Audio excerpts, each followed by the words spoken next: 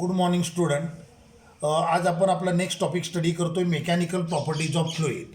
ह्या टॉपिकचे दोन पार्ट आहेत. पहिला पार्ट आहे तो प्रेशरची रिलेटेड आहे आणि सेकंड पार्ट आहे तो सरफेस टेन्शनची रिलेटेड आहे. तर आज मी सरफेस टेन्शन चालू करणार आहे. लास्ट इयरला आपण mechanical properties of solid study केलं होतं, ज्याच्यामध्ये आपण इलॅस्टिसिटी हा टॉपिक कव्हर केला होता. आज आपल्याला स्टडी करायचं आहे सरफेस टेन्शन. ह्या टॉपिकमध्ये एक 10 to 12 डेफिनेशन आहेत जी एक्झाम पॉईंट ऑफ व्ह्यू खूप इम्पॉर्टंट असणार आहेत. आता पहिली डेफिनेशन आपण स्टडी करूयात. Molecular force. Attractive force between two molecule is called as molecular force or intermolecular force. Attractive force between two molecule is called as intermolecular force or molecular force. Molecular force is classified into two groups: cohesive force and adhesive force. A force of attraction between molecules of same material is called as cohesive force, or force of attraction between molecules of same type, force of attraction between molecules of same kind is called as cohesive force. Water molecule असतील, water मॉलिक्यूलमधला force असतो तो cohesive force असतो. ते सगळे same टाईपचे molecule असतात, बरोबर आहे. तर दुसरी टाईप असते adhesive force. Force of attraction between molecules of different material is called as adhesive force. Force of attraction between molecules of different type, force of attraction between molecules of different kind is called as adhesive force. For example, इंकचे molecule आणि पेपरचे molecule हे different टाईपचे molecule आहेत. ह्यांच्यामधला जो attractive force आहे that is ॲडेजिव्ह force. मी पेननं लिहितोय त्यावेळेला इंकचे मॉलिक्यूल आणि पेपरचे मॉलिक्यूल ह्यांच्यामध्ये हे डिफरंट टाईपचे मॉलिक्यूल आहेत. ह्यांच्यामध्ये ॲडेजिव्ह फोर्स आहे, त्यामुळे इंक आहे ती पेपरला स्टिक होते. मी ज्यावेळेला चॉकनं बोर्डवर लिहितो त्यावेळेला चॉकचे पार्टिकल, चॉकचे मॉलिक्यूल आणि बोर्डचे मॉलिक्यूल ह्यांच्यामध्ये ॲडेजिव्ह फोर्स असतो, त्यामुळं चॉकचे पार्टिकल बोर्डला स्टिक होतात, त्यामुळं बोर्डवर लिहिलेलं तुम्हाला दिसतं. तर मॉलिक्युलर फोर्स आहे याला दोन टाईपमध्ये क्लासिफाय करतात: cohesive force and adhesive force. Force of attraction between molecules of same material is called as cohesive force. Force of attraction between molecules of different material is called as adhesive force. यावर एक्झामला 2 मार्क्ससाठी question येऊ शकतो. Define cohesive force, adhesive force and write their examples. Clear झालं. आता पुढचं येते म्हणजे intermolecular distance. Average distance between two molecules is called as intermolecular distance. Average distance between two molecules is called as intermolecular distance. आता लक्ष द्या, मी मगाशी म्हणताना मॉलिक्युलर फोर्स हा अट्रॅक्टिव्ह फोर्स म्हटलं होतं, पण थेरॉटिकली सेम हा फोर्स अट्रॅक्टिव्ह देखील आहे आणि रिपल्सिव्ह नेचर देखील आहे. theoretically saying molecular forces are attractive as well as repulsive in nature depending upon distance. आता बघा, मी इथे ग्राफ ड्रॉ केला आहे. हा ग्राफ आहे molecular force versus intermolecular distance. दोन मॉलिक्यूलमधलं मॅक्झिमम डिस्टन्स असतं 10 angstrom, up to which intermolecular forces are effective. यापेक्षा दोन मॉलिक्यूलमधलं डिस्टन्स जर जास्त असेल तर इंटरमॉलिक्युलर फोर्स इफेक्टिव्ह नसतो. The maximum distance between two molecules up to which intermolecular forces are effective is called as range of molecular attraction. आणि range of molecular attraction किती असते? 10 angstrom.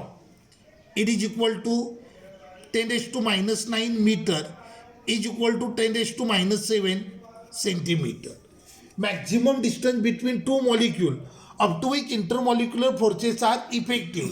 Attractive component of intermolecular force is effective is called as range of molecular attraction.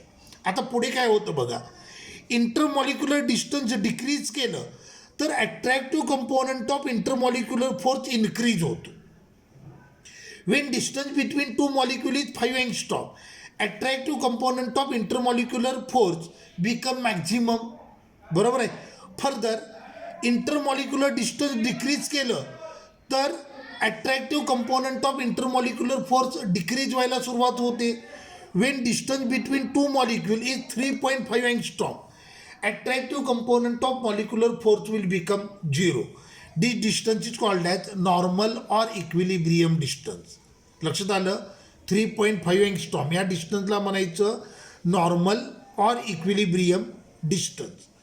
Further intermolecular distance decrease केलं तर मात्र molecular force shows repulsive behaviour. दोन मॉलिक्युलमधलं distance जर 3.5 एंगस्ट्रॉमपेक्षा कमी झालं तर इंटरमॉलिक्युलर फोर्स ॲट्रॅक्टिव्ह नेचरवाला न राहता रिपल्सिव्ह नेचरवाला होतो. पण आता गंमत काय आहे बघा. प्रॅक्टिकली दोन मॉलिक्युलमधलं डिस्टन्स आपल्याला 3.5 एंगस्ट्रॉमपेक्षा कमी करता येत नाही. मी ह्या डिस्टन्सलाच म्हणताना नॉर्मल ऑर इक्विलिब्रियम डिस्टन्स म्हटलं. दोन मॉलिक्यूल असतात ते कायम इक्विलिब्रियम डिस्टन्सवर फिक्स केलेले असतात. बॉडीवर फोर्स ॲक्ट होऊ देत, एक्सटर्नल फोर्स ॲक्ट होऊ देत, अगर न होऊ देत. मॉलिक्यूल असतात ते त्यांच्या इक्विलिब्रियम पोझिशनला असतात. In absence of external force molecules of material are in equilibrium state. म्हणजे दोन मॉलिक्यूल हे कायम एकमेकापासून इक्विलिब्रियम डिस्टन्सवर फिक्स असतात. प्रॅक्टिकली दोन मॉलिक्यूलमधलं डिस्टन्स आपल्याला 3.5 एंगस्ट्रॉमपेक्षा कमी करता येत नाही. So practically saying this force is always attractive in nature. Theoretically दोन मॉलिक्यूलमधलं डिस्टन्स आपल्याला 3.5 एंगस्ट्रॉमपेक्षा कमी पण करता येईल. मग त्या केसमध्ये मात्र हा फोर्स रिपल्सिव्ह नेचरवाला असेल. पण मी पुन्हा एकदा क्लिअर करतो, प्रॅक्टिकली दोन मॉलिक्यूलमधलं डिस्टन्स 3.5 एंगस्ट्रॉमपेक्षा आपल्याला कमी करता येत नाही. त्यामुळं प्रॅक्टिकली हा फोर्स कायम ॲट्रॅक्टिव्ह नेचरवालाच असणार आहे. ओके, मग आता पुढची डेफिनेशन आपण स्टडी करूयात. Range of molecular attraction. बरोबर आहे. सो मॉलिक्यूलला मी कन्सिडर केलं ॲज अ सेंटर आणि रेंज ऑफ मॉलिक्युलर अट्रॅक्शन याला कन्सिडर केलं ॲज रेडियस आणि मॉलिक्यूल भोवती मी एक इमॅजिनरी स्पियर ड्रॉ केला. आता हा जो मॉलिक्यूल आहे ह्यानं एक्झर्ट केलेले मॉलिक्युलर फोर्सेस या स्पियरमध्ये इफेक्टिव्ह आहेत. या स्पियरला म्हणायचं sphere of influence. And imaginary sphere drawn around a molecule by considering molecule as the center and a range of molecular attraction as origin in which intermolecular forces are effective is called as sphere of influence. लक्षात आलं. sphere of influence ची definition लक्षात आली. an imaginary sphere drawn around a molecule by considering molecule as the center and a range of molecular attraction as origin in which forces exerted by given molecule are effective is called as sphere of influence. Clear झालं. आणि sphere of influence ह्याची radius असणार आहे is equal to 10 angstrom is equal to 10⁻⁹ metre is equal to 10⁻⁷ centimetre. Clear झालं. तर पुढचा point आहे surface film. Okay, it is a layer of liquid whose thickness is equal to range of molecular attraction. Surface फिल्मला आपण define करतो a layer of liquid whose thickness is equal to range of molecular attraction. म्हणजे लिक्विडचा एक layer असेल, फ्लुईडचा एक layer असेल ज्याची thickness असेल 10 एंगस्ट्रॉम, तर याला म्हणायचं सरफेस फिल्म. क्लिअर झालं. आणि लास्ट डेफिनेशन आहे free surface of liquid a top layer of liquid which is in immediate contact with some other medium is called as free surface of liquid. A top layer of liquid which is in immediate contact with some other medium is called as free surface of liquid. कंटेनरमध्ये पाणी घेतलं असेल तर upper layer असणार आहे, त्या upper लेयरला काय म्हणायचं फ्री सरफेस ऑफ लिक्विड. याच्यावरचा शिअर स्ट्रेस आपण लास्ट इयरला स्टडी केलं आहे. Shearing strain, shearing stress. So free surface of लिक्विडवरचा शिअरिंग स्ट्रेस 0 असतो. त्यामुळे याला असं डिफाईन केलं तरी चालेल a top surface of liquid on which shear stress is 0 is called as free surface of liquid. तर आता आपण काय काय स्टडी केलं बघा. आपण पहिला पॉईंट स्टडी केला मॉलिक्युलर फोर्सेस, त्याच्या टाईप, त्याचे एक्झाम्पल. त्यानंतर आपण स्टडी केलं इंटरमॉलिक्युलर डिस्टन्स. त्यानंतर आपण स्टडी केलं dependence of intermolecular distance with respect to distance. त्यानंतर आपण स्टडी केलं रेंज ऑफ मॉलिक्युलर अट्रॅक्शन आणि त्याच्या व्हॅल्यूज. त्यानंतर आपण स्टडी केलं sphere of influence.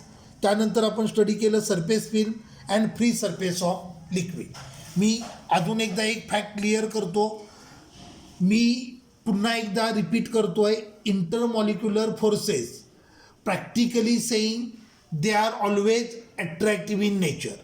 Theoretically saying they are attractive as well as repulsive in nature. Suppose करा एक्झामला क्वेश्चन आला आणि त्याच्यात असं विचारलं नेचर ऑफ इंटरमॉलिक्युलर फोर्स. आता तिथे जर असं ऑप्शन असेल attractive as well as repulsive, तर करेक्ट आन्सर तेच असणार आहे, attractive as well as repulsive. याचा अर्थ एक्झामिनरला किंवा तो क्वेश्चन विचारणारा थेरी पॉईंट ऑफ व्ह्यू तो क्वेश्चन विचारतोय. जर तिथे ऑप्शनच नाही आहे attractive as well as repulsive, तिथं फक्त एकच ऑप्शन आहे अट्रॅक्टिव्ह आणि दुसरं ऑप्शन आहे रिपल्सिव्ह, तर तुमचं करेक्ट आन्सर असणार आहे अट्रॅक्टिव्ह इन नेचर. तिथे तुम्ही प्रॅक्टिकल सिच्युएशनची रिलेट करताय. आता बघा इंटरमॉलिक्युलर फोर्स हा डिस्टन्स डिपेंडंट फोर्स आहे, पण तो इनवर्स स्क्वेअर लॉ ओबे करत नाही आहे. लक्षात आलं. Attractive component of intermolecular force is inversely proportional to R⁷. तर रिपल्सिव्ह कंपोनंट असतो inversely proportional to the R⁹. हे दोन इम्पॉर्टंट नीट किंवा जेईवाले पॉईंट लक्षात आलं. Attractive component of intermolecular force is inversely proportional to R⁷. Repulsive component is inversely proportional to R⁹. हा force inverse square law ओबे करत नाही. जसं gravitational force, electrostatic force, magnetic force, gravitational force inverse square law ओबे करतात, तसं हा force inverse square law ओबे करत नाही. हा डिस्टन्स डिपेंडंट फोर्स आहे. क्लिअर झालं. हे डेफिनेशन खूप इम्पॉर्टंट असणार आहेत for exam point of view. Clear झालं. ठीक आहे, थांबूयात आपण.